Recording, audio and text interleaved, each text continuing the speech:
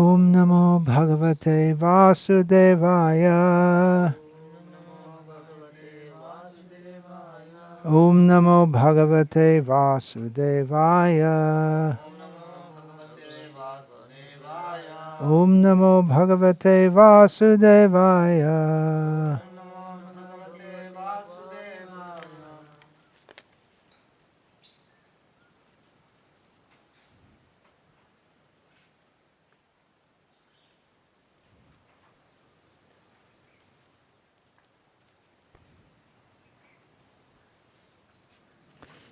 Om Jnana Timirandhasya Jnananjana Shalakaya Chakshurunmilitam Yena Tasmai Shri Gurave Namaha Namashreshtam Manamapi Shatiputramatra Swarupam Rupam Tasyagrajam Uruparing Maturim Goshtavatim Radha Kundam Girivaramaho Radhika Madhavasham Prapto Yasya Pratita Kripaya Shri Gurum Tam Natosmi Vandeham Shri Guru Shriyataf Parakamalam Shri Gurun Vaishnavangscha Shri Rupam Sagrajatam Sahagana Raghunatan Vitam Tam Sajivam Sadvaitam Savadhutam Parajana Sahitam Krishna Chaitanya Devam Shri Radha Krishna Pada Sahagana Lalita Shri Vishakhan Vitamscha Hare Krishna, Krishna Krishna, Hare Hare, Hare Hare Rama.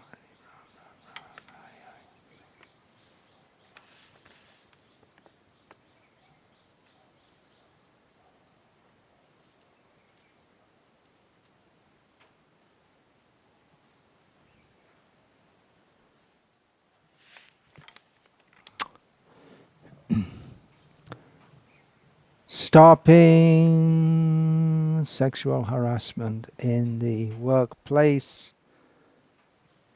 has for the last few months become a big issue in the United States of America, and now just in the last few days has become a big issue here in India. Women especially, well, only women, complaining that they are being sexually harassed in the workplace. And as in America, this whole movement, online movement, started in Hollywood, and here in India, the land of the great imitators of everything that's wrong in Western society, and there's a lot that's wrong. Here it started in Bollywood, ironically, I'm told, by an actress who was how many years ago? You told me 20 years ago? Something like that. 10 years ago only. Was in the forefront of making Bollywood more vulgar and having openly raunchy scenes. She was in the forefront of that. Her career was built on inciting sexual attraction. So it does seem rather hypocritical that she's complaining about this. Of course, Bollywood, what are the main themes there? Sex and violence. And it may be more raunchy nowadays than it used to be, but anyway, of course I don't go and watch movies, but it's so central. It's just like cricket here in India. It's so central to, or so prominent in popular culture. You can't help knowing something about what's going on, even if you have no interest in these things. Although, of course, in other ways do have interest, because we're also trying to influence society in a better way. And Bollywood, overall, by emphasizing sex, isn't doing any good to the moral condition of human society. Anyway, that's getting a bit off on a tangent, but the women are actresses and others now are complaining about sexual harassment. And it's often been said, not only in connection with this hashtag #MeToo movement, but that women who dress skimpily, showing off their bodies, or wearing very tight clothes, suggestive clothes, they shouldn't complain if they're harassed, but women respond furiously if anyone says this, that we'll dress any way we like and you should just behave yourself. Uh, as if there's no correlation between them dressing in mini skirts and low cleavage t-shirts and sexual harassment. They deliberately dress in a manner to attract men, and for actresses, like I say, their whole career is built on sexual attraction. There may be some uh, there may be some exceptions to that. Who's it's built on acting skill, and I thinking back way back to my childhood. Anyway, Glenda Jackson, a serious, you could say, actress. But with the ongoing degradation of human culture all over the world, it's been sliding down or collapsing for generation after generation at an ever increasing rate. The a major factor in the decline of human culture all over the world is the emphasis on sexuality, which is part of life. We're not denying that, but to make it so prominent is clearly it's tending towards animalism. So talking about the women who dress and act flirtatiously,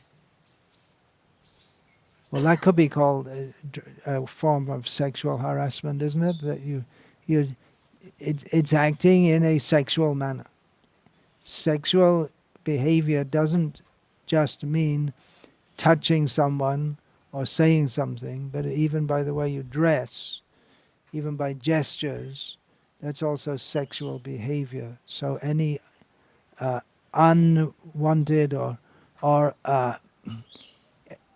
anyone who initiates any sexual behavior without asking the permission of the other, which is another ridiculous thing, that you have to ask permission, then that could be called sexual harassment. And for that matter, advertisements showing women, or any advertisements, could be considered a kind of harassment. It's an accepted part of modern society that you go out in the public, there are all kinds of advertisements impinging on your consciousness, telling you this and that, you should buy this and buy that. It's all harassment. The whole society is harassment, inside out, upside down. Education's harassed, so-called education. They force you to go to school and indoctrinate you in all their materialistic values and teach you all kinds of rubbish. Anyway, just trying to point out here that the whole society is mad, in case you hadn't noticed.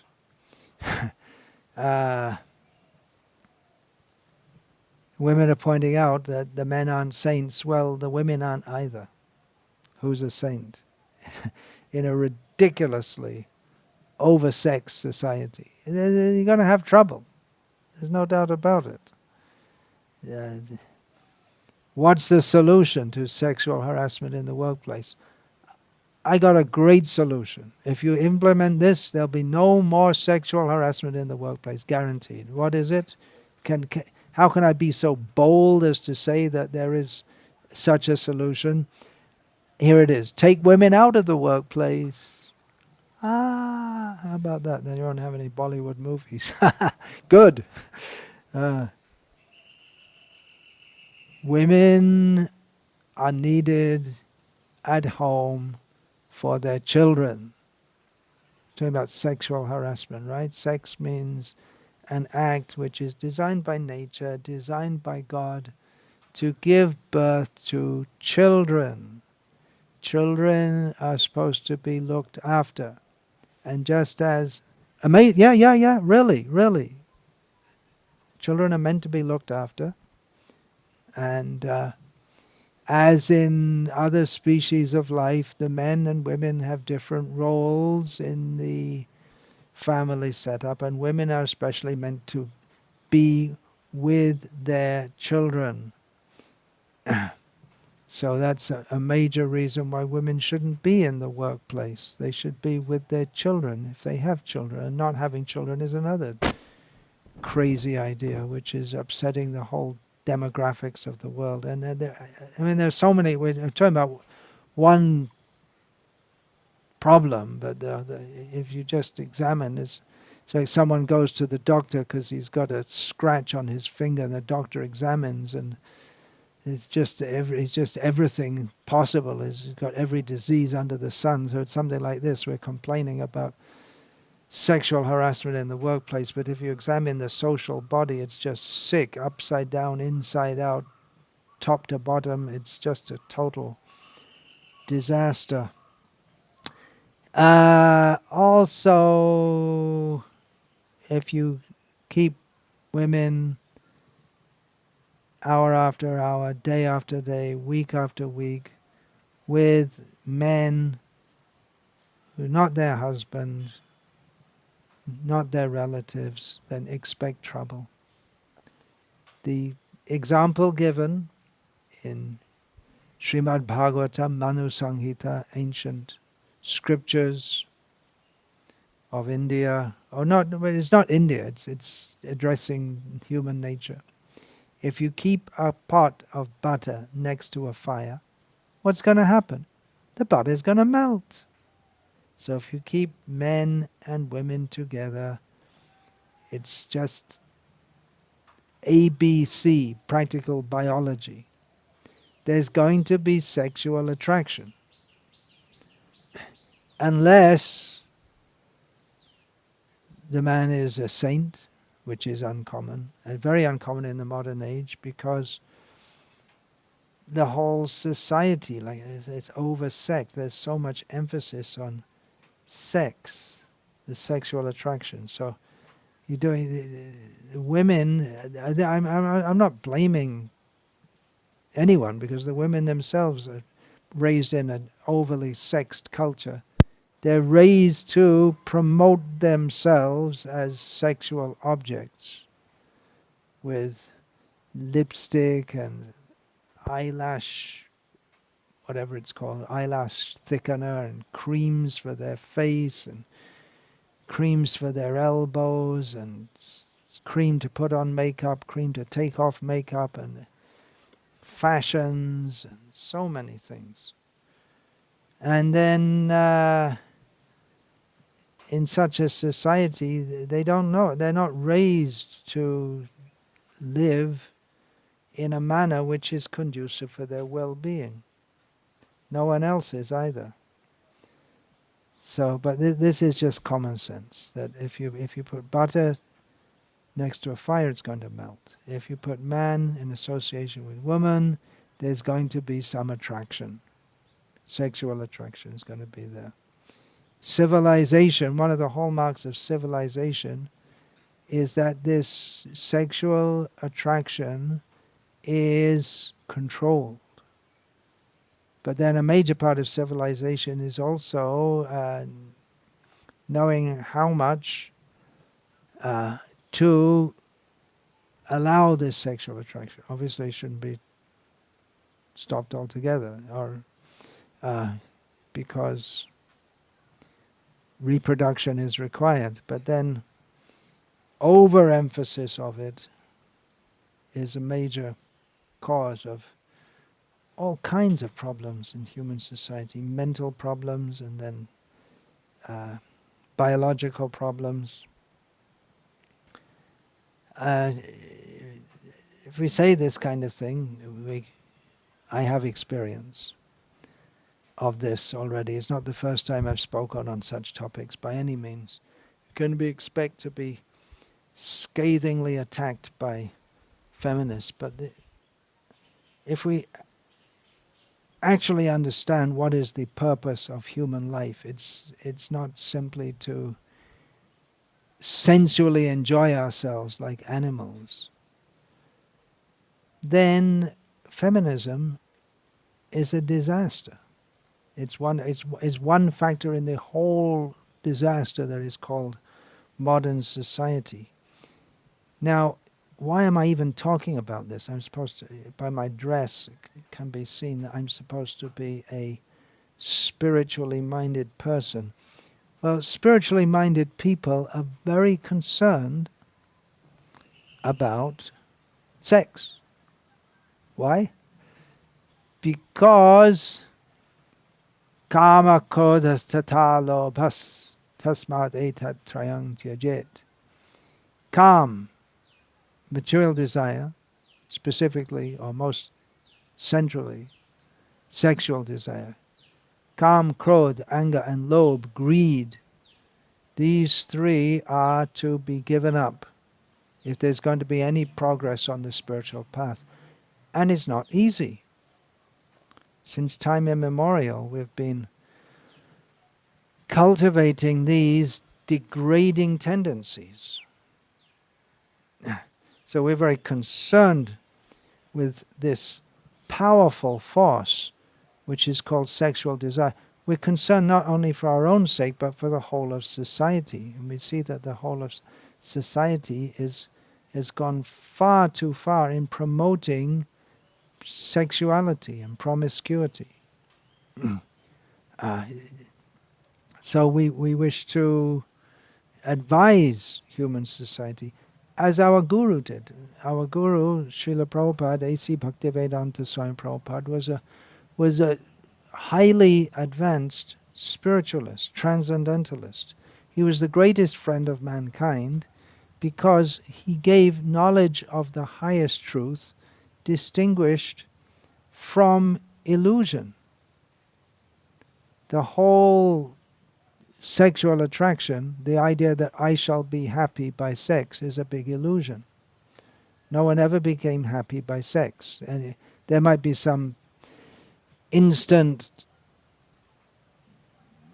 adrenaline rush, but that's not happiness. Happiness is much deeper than getting adrenaline rushes, and that's another big mistake of the so-called civilization. They take this adrenaline rush to be happiness. They don't have no idea what is actual happiness. So our Guru, Srila Prabhupada, speaking on the basis of revealed scripture, speaking on the basis of personal realization, he was clearly a God-realized person.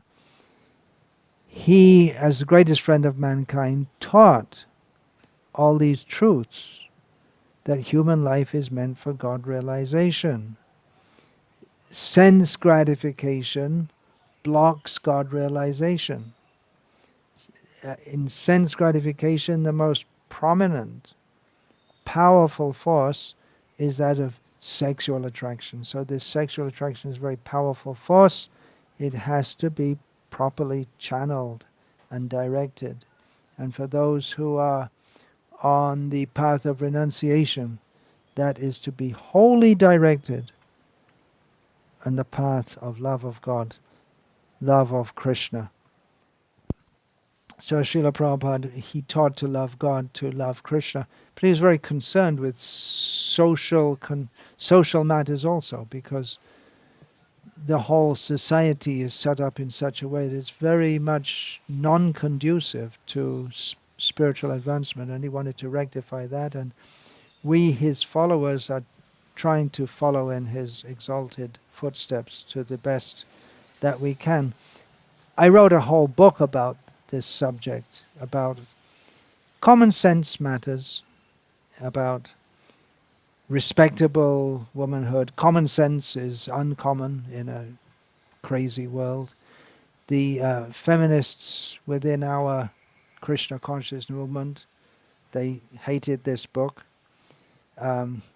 which was predictable. They hated it even without reading it. Just the smell of it was enough to make them very unhappy. Um, anyway, that's a solution. We need to reform the whole society. What are women doing when they've got children, young children, and they're out in the office all day,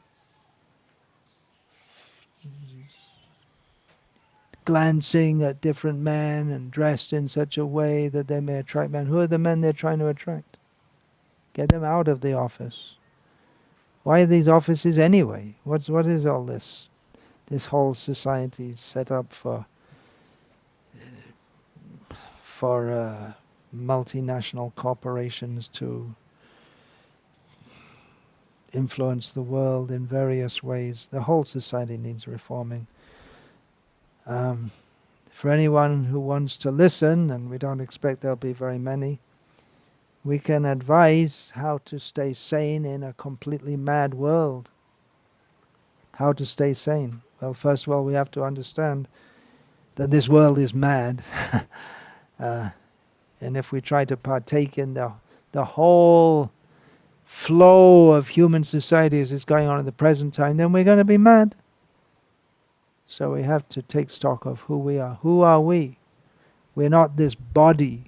If we think that happiness means rubbing our body against another body, we're grossly mistaken. Who are we? We are eternal spiritual living beings. We have our eternal relationship with Krishna, the Supreme Personality of Godhead. We are meant for knowing God, loving God, serving God, obeying God. So this is the whole root of the problem, is forgetfulness of God, of Krishna. Big topics. I'm just giving a little idea here. As far as I've understood by hearing from great personalities. That book is there, can be ordered. It's not written in psychobabble, mumbo-jumbo language. It's very simple, straightforward, and easy to understand. Hare Krishna.